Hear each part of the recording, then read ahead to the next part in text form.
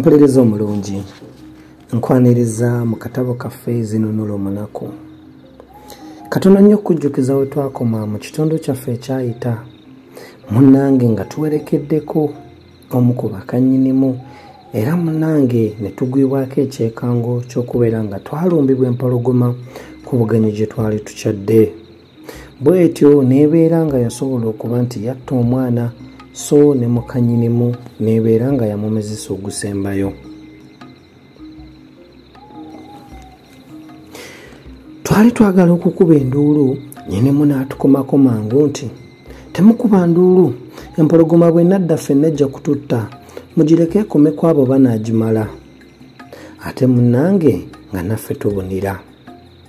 Obudde bwonna bwali butunudde olwo nga lwe tukuba enduulu, abantu nfaafa ne bajja ng'eŋŋoma zituuka ku jjunju ng'enduulu etokota neggwayo. Baba bateesa ebyokugiziga eyiggibwe, ffenna tutandika okugenda nga tulondoola amatondo g'omusaayi tulabe we yayimiridde. Mu butamanya oba ŋŋambe nti mu busiru bwaffe, kubanga twalabulwa naye ne twezibiikiriza amatu, twalowooza nti empologoma olumala okulya ng'egenda. Tuba tutambuddeko akabanga, omusajja n'atugamba nti baana bange temunonoggana mpologoma. Ffe ne tumuzzaamu ekkaze nti obusajja obukulu nabwo ogenza okulaba nno nga gye tulaga. Ebigambo bye twejjusa oluvannyuma nga wayise akabanga akampi kati. N'abantu abalala baakandanga kutulaamiriza nga batulabula nga ffe tusiina busiinyi. Biri byonna nga bituyita ku nviiri ne biyita ku nkoona ne bitugwa enkoto. Mu matu nga tufaanana ng'abavumbiseemu ebikwabaaya n'envumbo. Ebigambo eby'enkomerero bye nawulira nga kye tujje tuyite ku kitembejja ky'omusaayi, mpozzi we yawummuza omutulumbi nga tennaba kweggwera, byavuga nti abo baliko ekibawujja, nandiki mukazi muyimayo abatulidde ku kisabo, mubaleke gabawale gwa nti kayemba nantabuulirirwa. Tugenda okuwulira ng'obunyonyi butittira, n'eŋŋamba Mikolo yali akulembeddemu nti owange obunyonyi obwo koye obugamba ki? Konze tebubanga bulabye empologoma, koye nti otya nnyo naawe, tebulabako kulisota era bulaba mpologoma eyo nga ggwe ye bwe bukulaba. Konze twandikomye wano nno munnange, nga ye alalambadde bulalambaza agenda, nze ne nnyimiriramu ne muyitadde nga tampuuna yeekwakkula bwekwakkuzi. Nalwadda ki nti nze gwe banaayita omutiitiizi nga mugoberera.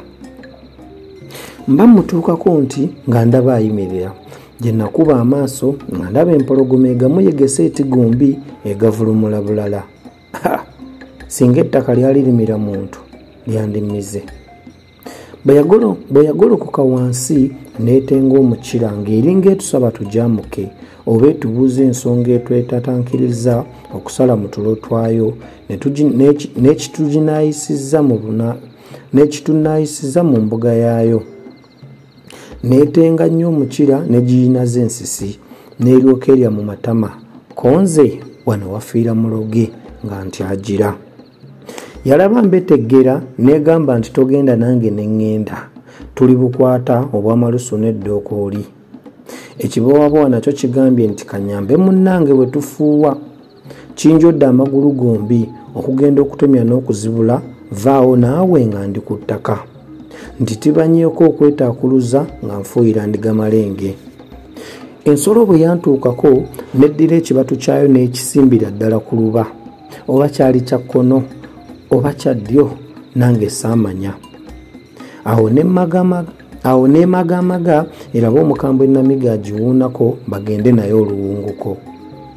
Yali ekyakaga n'eringira Mikolo ng'agirumba n'omuggo omugolole, nze kwe kumbuukako n'erumba ye. Mikolo teyali mubi, n'agiviira mu mulungi n'agugibabika, n'agyasanguza ogwokubiri, n'agissaako ogwokusatu, okutemya ekikkoowe nga Mikolo avuira wansi. Olwo nange wansi nsituseewo ngirumbye, egenda okwezimuukiriza nga ngigubisse. Ye nno kukuba ku kyolwazi obwazi. Yagamba nti olimbye guno gunsonsomodde bugwa tonzizeeko gwakubiri.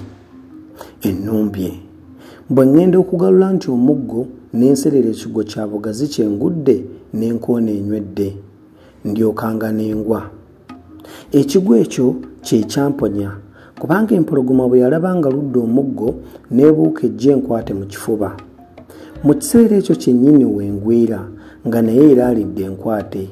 Yasanga bbanga kwe kuyitawo ne yerendiggula eri.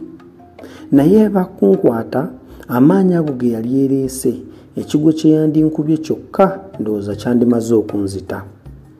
Mba nnyimuka nga n'emikola atuuse n'agikaakamu omugoba nte.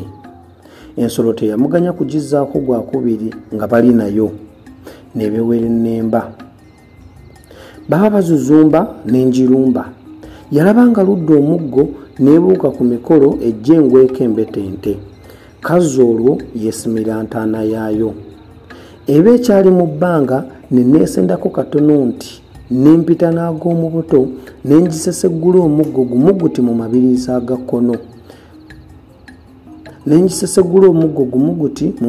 agakkono. Naye nnyini nga sinze njikuba. Gye nnali teyaddayo wabula yaddayo kyennyuma n'esooka omukira ku ttaka. Ekyenkomerero kwe kubutamira. Yayiriitiramu akaseera katono n'egoberera bajjajja baayo gye badda. Olwo nange nno n'engwa eri nga n'omukono gunsobose. Mikolo kwe kujja bunnambiro n'alwawo nga neekebejja ng'alowooza nti entaagudde. Okutuusa lwe namutegeeza nga ndi bulungi, emmeeme yali emwewanise n'eryoka emudda mu nteeko. Abantu bwe baawulira nga akavuvuŋŋano n'akavunkano tebakyabiwulira ne bajja mpola nga beerebeza. Sekulwa nga nabo bagigwa mu buswandi bwayo ne batugoberera anti baalowooleza ddala ng'etumizizza omukka omusu. Baagenda okulaba nga tuli awo tutudde kumpi n'omutulumbi gw'empologoma tuwejjawejja. Awo nga bonna balyoka basembera ne batuyozaayoza nnyo era baasinga kwebaza nze so nga nze nalabira ddala muli nti singa teyali mikolo obulamu bwandyawukanye n'omubiri gwange era nandiga gyambuddwa empologoma eyo. Twali tetunnaddayo ka omusajja omu yalaba omukira gw'empologoma enfugukakanyadde n'ayagala naye aleme kuvaawo nga talina kyabuzira na kimu kyakoze. Kyeyava agukuba omuggo omugukke wanno gwamugaana. Ye kwe kukungiriza nti wo empologoma ng'ekula. Okugikubako omuggo so obanga akubye ku jjinja. Awo abantu bonna enseko.